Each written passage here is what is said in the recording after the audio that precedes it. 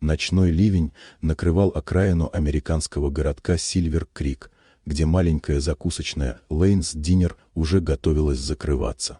За окном сверкали молнии, а внутри тускло мерцали старые лампы, пока ветер тряс вывеску над дверью.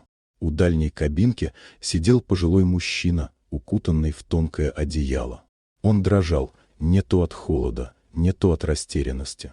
Его нашла на улице молодая официантка Эмма Лорен, которая работала из последних сил, собирая деньги на лечение матери, умершей год назад и оставившей огромные счета. Несмотря на усталость, Эмма привезла старика внутрь, согрела и предложила горячий суп. Она не знала, кто он, просто не могла пройти мимо человека, оставленного под дождем. Тем временем в закусочную вошел мужчина в мокром плаще, миллиардер Дэниел Стэнфорд, владелец технологической корпорации. Он искал отца, который неожиданно исчез из частного медицинского учреждения. Годы болезни лишили Остина Стэнфорда памяти и силы, и Дэниел, погруженный в работу, все реже находил время для него. Когда Дэниел вошел и увидел своего отца в старом кресле-каталке, бережно укутанного и накормленного незнакомой девушкой, внутри у него что-то оборвалось. Он никогда не видел, чтобы кто-то относился к Остину с такой мягкостью.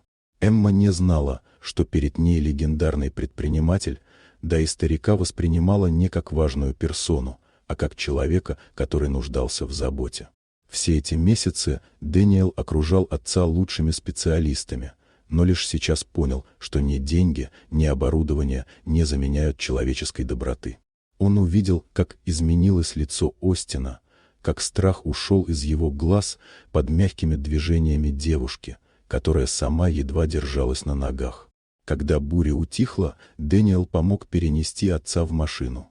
Он был потрясен поступком Эммы и решил узнать о ней больше. За чашкой кофе, при свете одинокой лампы, она неохотно рассказала о своей жизни, о попытках выжить после утраты матери, о долгих сменах, об одиночестве и о том, что ей все равно хочется делать добро. Впервые за долгое время Дэниел почувствовал, как внутри что-то смягчается. Он привык жить в мире, где все измеряется выгодой, но эта девушка напомнила ему о ценностях, которые он давно потерял. На следующее утро он вернулся, без охраны, без официальной свиты. Он оплатил ее долги, восстановил дом, в котором она росла, и дал ей стипендию на обучение, о котором она мечтала, но давно считала невозможным. Эмма пыталась отказаться, но Дэниел настоял. Это была не благотворительность.